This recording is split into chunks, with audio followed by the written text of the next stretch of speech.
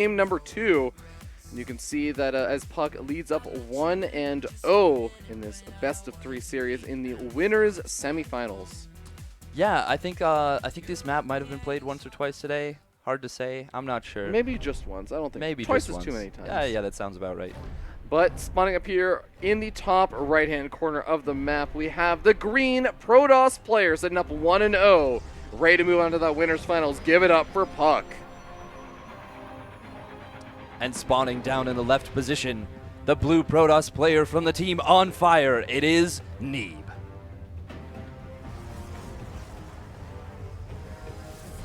And Neeb, I mean, not due to his own lack of power or, skill, not looking so on fire right now. No, looking a little bit cool. Yeah. Except he was probably a little bit on fire when the Stalkers exploded. You'd have to go into the physics of it. I think you'd have to go into the lore. What causes the explosion? Maybe it's just a black hole, in which case you'd feel rather cold. That's true. I think it's called the Purification Nova. Is the name of the spell. So I'm not actually. I would assume that would be heat, but I can't say for sure. You can imagine that a black hole could also just be like a sponge that soaks up all the bad stuff, and it's purifying it like a sponge would. That's true. I'm not a scientician. I don't know the correct terminology. I am a scientician. Oh, wow. I'm a computer scientician. Very well done. That's the same thing. That's the exact same thing. I know all about black holes because of it. Yeah. But all jokes aside, again, this is one of the more macro-oriented maps. There are some kind of cool shenanigans you can do on this map, though. I don't really expect to see it out of puCK. Maybe we end up seeing some of those shenanigans out of Neeb, but puCK does kind of like to play things a little bit more by the book. He likes to play a little bit more macro-oriented because he has a lot of confidence in his late game play and just harassment, I would say, rather than big all-ins. He does, but right now we see a bit of a difference coming out in mostly their building positioning. We see puCK going for the actual wall off, whereas Neeb decided to build his gateway and cybercore right beside his nexus. This is so interesting because not only does puCK move in, puCK wall off completely, but he's foregoing his mothership core, and he actually starts up his mothership core to cancel it. No, I don't want you. You're not welcome here. Yeah, instead deciding to go for that quicker nexus. I kind of like that from Neeb. What does it look like? This looks a lot like what he did to huCK. Does it? Oh, no, actually, no. I take it back. I take it back entirely. With what he did with the huCK that I was talking about, for those who maybe missed it, was a really fast robotics facility with a warp prism attack.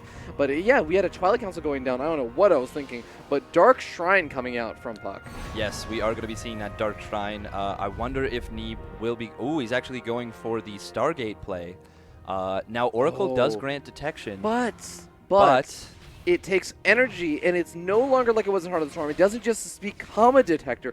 It reveals on an area. So if those Dark Templar are split up, yes, suddenly Dark Templars can be very effective. Very effective indeed, especially if the Oracle is moving across the map, and that's when the DTs run in. And because of the speed of this Twilight Council, we may end up seeing that being the case. Oh, did he just cancel the Oracle? Oh, wait, this mothership core from Neeb is literally just waltzing through the base of puCK, and there's only a single stalker to deal with it. He scouts out everything. He saw the Dark Shrine too. Wow, that is actually crazy. He started building an Oracle, canceled it for a Phoenix, and then started building an Oracle again once he saw that Dark Shrine. And I wonder if puCK is even going to try and warp in. I mean, he's even building a robotics facility, and that's a good point. He may or may not even decide to go for it. He may just try and use it for Archons a little bit later on.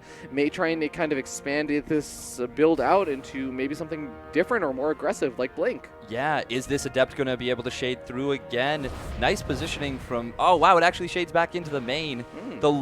That is the most surprising living Adept you will see. And we do see the DT from puCK coming through.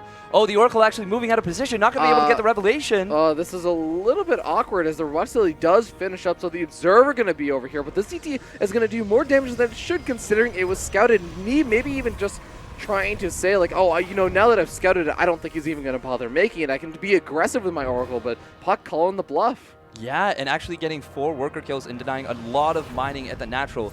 puCK now tying up and taking the worker lead. 7 kills. 8 kills. 9 kills. 9 worker kills from a DT that was scouted. The Shrine was scouted. That is a really nice play for puCK, taking a a pretty nice worker lead. And I feel that we didn't see it last game, but I think we're going to see the Blink all in this game. Whoa. But we do see Oracle. Blink is finished up, though, I believe, for puCK, and he can actually chase down this Oracle. The thing is, he doesn't want to reveal Blink unless he has to. I think you're right about that. Oh, and there he does. There it is. And he's going to be able to kill the Oracle. He has to kill the Oracle for that to be worth it. No, I'm not quite getting it. That does really sting, because I think puCK, revealing his hand, was hoping to say, well, if I kill the Oracle, I can safely move out, not to worry about leaving units at home or my mothership core. I can bring it with me across the map, but not killing it. Suddenly, it's that concern, and he has to leave that mothership core home. Yeah, and we are going to see this aggressive Blink Stalker play with an Archon, but Neeb is going for Void Ray Immortal, and that is very, very strong against Blink Stalker play. Blink Stalkers take so much damage from those charged up Void Rays. Absolutely. The Archon going to be nice for just tanking some of those initial shots, but this is the time that you want to hit. You want to try and knock down your opponent, and actually the Archon is going to be able to knock down the Force Fields from that Sentry, and the Blink Stalkers can just blink past it, so this might actually work out pretty well. Oh, wow. Actually targeting down the first Void Ray very quickly. Oh, but that first Immortal makes such a world of difference in this engagement. As soon as that Immortal's out, suddenly the Stalkers can't just blink underneath the Voiders. And you saw that as puCK tried to do so, but it really ended up costing quite a few of those Stalkers. Yeah, we see the units lost, already losing 4 of those Blink Stalkers.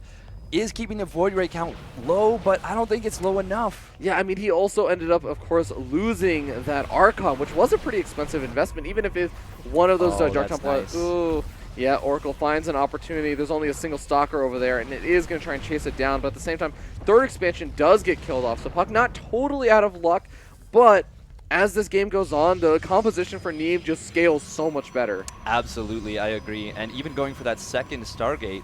Now I wonder if he's going to go keep pumping Void Rays, or if he might even go up to Carriers. Oh, that is... Don't even joke about that right now, Steadfast, because that would make me so happy. But, you know, I think there is a potential for, you know, Carriers and stuff, but oftentimes I feel like just Tempests are going to be so nice just for, again, that pick-away damage. Yes, but that is actually very common right now to go for Carriers, particularly on the European ladder, which is where Neeb plays the majority of his matches, his practice matches. True. It's, yeah, you get some Void Rays up to deal with any Blink Stalker aggression. Oh, I like this from puCK quite a bit, actually. Going for a hidden third in the top left of the map. Stasis Ward at the third base for Neeb might make Neeb think that base is coming down a lot later than it is. This is going to be sort of weird that Oracle dancing around. Actually, maybe I thought for a split second maybe he was going to go over there, but no, not quite.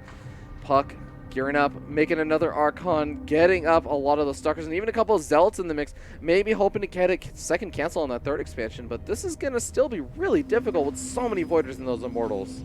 Yeah, and puCK is starting to get Zealot charge, as Desro does point out, and that's going to be pretty strong against an Immortal composition, but there's a lot of Void Rays right now.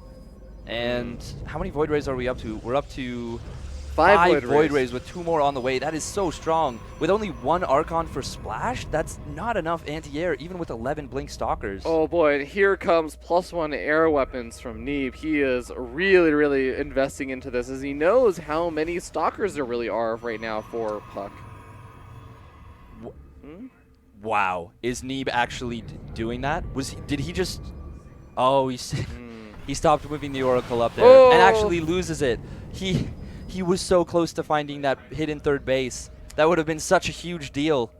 That would have helped quite a bit, but of course he still does have a very scary armor composition. Kind of caught in this weird angle where he's like, oh, I need to make sure I can defend both my main and my natural expansion right now. So it has all of those units straight on the ramp, but puCK is starting to build up. I think that he needs to do something soon, right? I think so. Nice, deciding to wall in, going to be really good against those charge lots. And look at this, they can't get any surface area. Void Rays aren't charged up yet. Oh, a beautiful force field on the left side, blocking out all of those charge lots. Oh, there's no way. Not even a chance. Prismatic alignment is turned on, and we see a big supply lead for Neeb. It's not even close. Once that Wallen finished up, suddenly the Archons were almost dead supply at a certain point. As you were saying, also the charge cells having such a hard time. Even the ones that were able to wrap around the Nexus end up just getting choked up, trying to attack one of those hardened shield Immortals. Not really able to do a lot. And what does puCK do now? That is a good question, but it looks like Neeb did in fact scout the base in the top left. Oh, we see the Mothership Core. Oh, nice pickup. Yeah. We see the Mothership Core coming to actually defend that base. That's probably a good decision from puCK. Yeah, gonna be able to do some nice damage. The Warp Prism still moving along that top side, getting some good and look at this. Hmm? We do see a fleet beacon coming down for Neeb. I think we're gonna see carriers. Could very well. +1 air weapons is gonna be finishing up as well. God, this Void Ray count is getting a little bit out of control right now, Steadfast. Void Rays are pretty damn good in this matchup. They are exceptionally strong. We do see Storm coming down from puCK, but I don't know if it's gonna be out in time.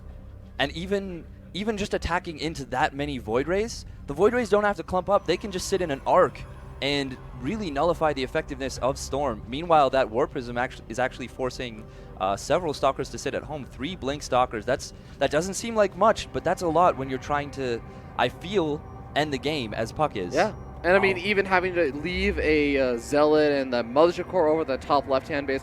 But here we go, Warp Prism now loading up. puCK is looking to try and maybe pull this army out of position. The Void Rays actually can easily dart between the natural expansion and the third expansion. So that might be one kind of easy way to defend against the Void or the Warp Prism aggression. But he needs to make sure he splits up his units correctly. Oh, dropping those DTs on top of the cannon. Gonna eliminate the detection in that base. Nicely done for puCK. And he is going to actually go to town on these probes, killing already 5 probes. The Void Rays are coming back, and there is an observer with this army. Yeah. Gonna go for the Nexus, though. That's a lot of DPS from those Dark Templar. Yeah, not going to be able to get it. Does get the Nexus a little bit lower on health, and I don't know, do you feel like there should have been some sort of movement while the Void Rays are occupied? It's so difficult. It's really hard to tell. You don't know how many Void Rays they have left at the third base, but we do see the first carriers on the way. That hidden gold base is actually scouted out by puCK. Really nice to save that Warp Prism and keep it alive. But once the carriers are out, this becomes so difficult for puCK. Carriers have an insane amount of DPS. Oh, absolutely. Especially, I love the fact that there have been these air weapon upgrades, because carriers are the unit that scales the absolute best with weapon upgrades. They're the best unit in terms of scaling, I think, compared to anyone else in the game. Yeah, the only thing that comes close is I believe, the Adrenal Gland Zergling. Oh, yeah, of yes, course. With upgrades. When we talk about like the other kinds of upgrades, definitely scales very, very well. But for those who are wondering, each interceptor attacks twice, because it has 2 different attacks. +1 air weapons will upgrade it, so they end up doing, 2 extra damage. And there are 8 interceptors, so you do +16 damage for every single air up weapons upgrade you get. So with +2 weapons finished up, it's going to be doing +32 damage. As a Zerg player, I can tell you that hits very hard against Hydralisks, but we're not fighting a ZVP, we're fighting a PvP, and it hits just as hard against Stalkers and Archons. Yeah. But 4th expansion trying to be established over here for puCK. Warp Prism going to be coming in, trying to do some counter harassment over here for Neeb, and may be able to do a little bit. There isn't exactly a lot at home to defend. Yeah, this there is a cannon being built at the natural, but is that going to be enough? I think it'll be enough to deal with this Adept for now. But even though Neeb is still contained on 2 base, he's got this terrifying air army. Yeah, even got a Mothership in the mix, just going to make it extra hard in case there's no detection left over for puCK, as that Observer does get picked up. Does puCK have any... puCK doesn't have an Observer out on the map anymore. Does he not? No, you're right about that. He has High Templars, so he can feed back that Mothership and maybe get a bit of damage done that way, but this is a big problem for puCK. Yeah, and we do see a very slow safe expand from Neeb. Look, getting a lot of pylons. That's going to be really, really good with the... Because remember, the Mothership can still cast Photon Overcharge. That is true. It can. Don't see it very often, but it can. Not often, no. But this is a really weird spot right now for puCK, because he's maxed out, but I think he must know this is not the armor composition he wants at this stage in the game. But how do you transition out? He's got to sacrifice the supply somehow and get some damage on. He's going to try and move in over here to this 4th expansion, try and deny a bit of it. And good Storm's going to be going down. That is going to be one sort of way to try and deal with the Void Ray clump, but is it going to be enough to deny the expansion? No. Yeah, I really don't think this is a great idea. It's so tough because you want to go up to carriers of your own, and we do see puCK adding on a Stargate back home, as well as I think, is that +3 shields or is that +2 shields? That is +2 shields. +2 shields, okay. So that is going to help him a little bit in those that fight, but he hasn't started +1 air weapons yet. he hasn't started a fleet beacon yet. No. He's going to need to really catch up on tech to be able to compete with this army. I have actually been actually on this map, I was playing a ladder game, and of course I'm not going to regale you guys of my ladder games when we're watching a much higher level game, but this is actually eerily like the game that I played, where I was trying to stay on this sort of low-tech Templar base composition, and I was going up against this very strong carrier Void Ray based style. And let me tell you something, when those carriers are well upgraded, even when I was sitting on 3 upgrades, you just get decimated. It's not actually even close. And you might kind of think, oh, we get this big mineral bank, let me make a lot of charge outs, but the photon cannons, and yeah, good walling in is going to make it so much harder. And it's just about cost efficiency. Even if you are out mining your opponent significantly, you have to make some other magic happen. You have to really pull your opponent apart to make it work. Yes, and that's so difficult on Dust Towers, where there's only one attack path for 4 bases. Makes it really difficult to try and do any damage. And we saw those charge lots just got thrown around away for absolutely no damage. They did nothing there. Yeah. They were about to kill one cannon, and then it got cloaked. We do see an attack coming into the third base, I believe. Sort of funny that he's doing this, but I guess it's because he has the War Prism there. Yeah, War Prism actually moving to the top left-hand base, and even though, the entire army is moving there. No, even though the War Prism is there, it actually doesn't have the ability to warp in because he's still maxed out on supply right now. Yeah, he is, and we do see Neeb. Oh wow, are the the probes gonna get this pylon? Doesn't look like it. Well, no, there's a carrier there. Yeah, this is. puCK has to be so careful on the map. He does not. He wants to trade out this army, but he doesn't want to do it cost inefficiently, which is the only real way he can do it. Oh, these Templar are a little bit far forward. Oh, but I think this might be the one place where maybe, just maybe, puCK can engage this army, because it's a nice, wide open area. As long as his army doesn't get over the cliff, he can actually make this work, and I think that's exactly what he's going to try and do. It looks like he is going to try and do that. Maybe going to cast some storms. Not coming down yet. Actually, a lot of these interceptors are kind of sacrificing themselves. There's a lot of splash damage on these Archons. Maybe puCK can make this work with some good storms, and also the splash damage. There's not going to be any interceptors left over soon. There's only 13 interceptors left. That is crazy. The Archons absolutely annihilated those interceptors. The Void Rays are still doing a lot of damage over here. The interceptors are being remade. Recall is used, and wow, puCK. It's not the most cost-efficient trade, and puCK is actually broke on his bank right now as he warps in another round of units, I think. But he still makes it work. Going into the cannons, though, I don't know how much I like this. I don't like it at all. Oh, no.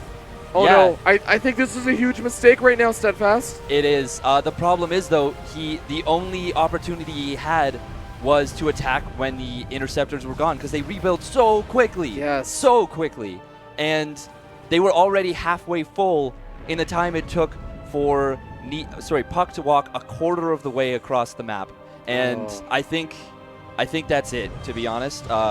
There's no way puCK can catch up to this carrier army. Neeb is building 4 Void Rays at a time. He's starting +2 air armor, and he is just massively ahead on supply. Yeah, and that's nice maneuver to deny mining at the 4th base, but I think that's the thing, is if I were to see puCK maybe replay this sort of situation again, I really would have liked to have seen him not necessarily, I mean, go into that big engagement, that's fine, and he actually did a lot of damage, but the most important thing is I think you also need to deny the 5th expansion from ever going up. If you allow Neeb to mine out, suddenly reproducing those intercepts doesn't matter how fast they reproduce, because you just burn through minerals. Carriers really do burn through minerals very quickly. That's true. They are. It costs 15 minerals for each interceptor, so that's 25 actually. They actually, I believe, they changed it to 15 for some reason. No, still 25. Oh, it is still 25. Yeah. Interesting. Very cool, but once again, Mothership being remade over here for Neeb. The storms of his life is going to be what's needed from puCK, as well as, I don't know, maybe even just a regular move command a little bit from Neeb through a bunch of the Archons. Yeah, honestly, I'd like Neeb to just walk across the map and, well, end the game. It's scary, man. When you have the slow, immobile force of carriers and Void Rays, sometimes you are a little bit afraid to do something like that. Absolutely. He doesn't know how expensive and how broke how expensive puCK's army was and how broke he actually is. But if he had any idea, he would just grab all his carriers and Void Rays and walk across the map. Looking at the army value, he's more than double ahead in minerals. Is there an observer? for Neeb right now? I do There not are two know. DTs moving into this fourth. He can actually kill off this expansion and maybe a lot of the workers. Yeah, that would be a really nice boon for puCK. Yep, going after that expansion. Neeb is actually so close to max out. He is just very, very short of potentially not being able to make an observer right now. Yeah, Neeb, just attack, please. All you need to do is attack, and you win Neeb this game. has an observer. He may have just F2'd his army because it is still floating in from that that little tucked-in fourth expansion. Yeah, I'm gonna guess he probably did. It's gonna make it there in time, also. Yeah. We do see something going on in the very bottom left of the map. Something blinking.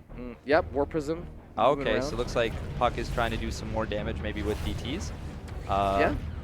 Continuing to do some good damage and pulling that one singular observer that Neeb has back, as puCK is just relentless. And I will say, you know, puCK has managed to replenish all of that supply that he had been losing. And we even got a big Zealot Warp in over in the natural expansion right now of Neeb. Getting some good damage done and just pulling Neeb back repeatedly, allowing him another opportunity to potentially snap off this fourth expansion. I think that Neeb knows how important it is. He's leaving a lot of units here. He is, and that's a good decision. Going to force that blink back. And actually the cloak on the base, saving that base. Yeah, Mothership can defend by itself.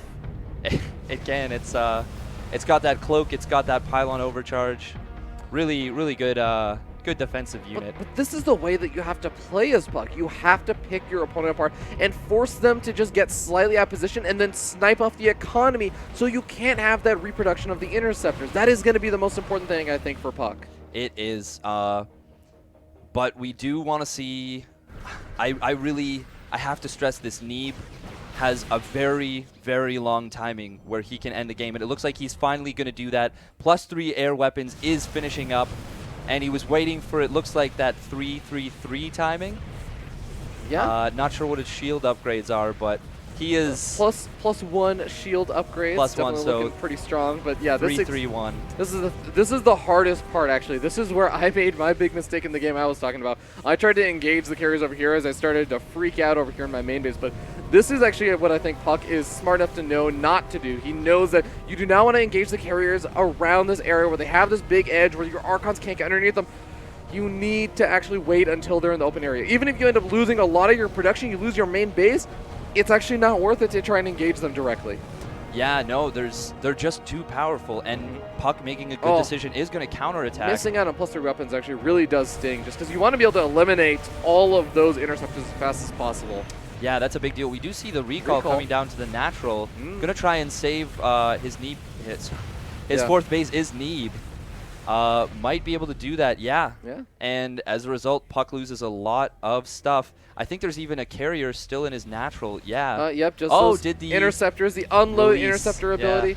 Gonna be able to deny a lot of the mining in the third expansion that still somehow, amazingly enough, has minerals. But, you know, I will say puCK is still mining pretty decently. He has a lot of photon cans thrown down at those newer bases, which will actually help quite a bit with even like the small attacks of the carriers when they do start to attack. But here we go. Neeb is not waiting around any longer. He's going back in.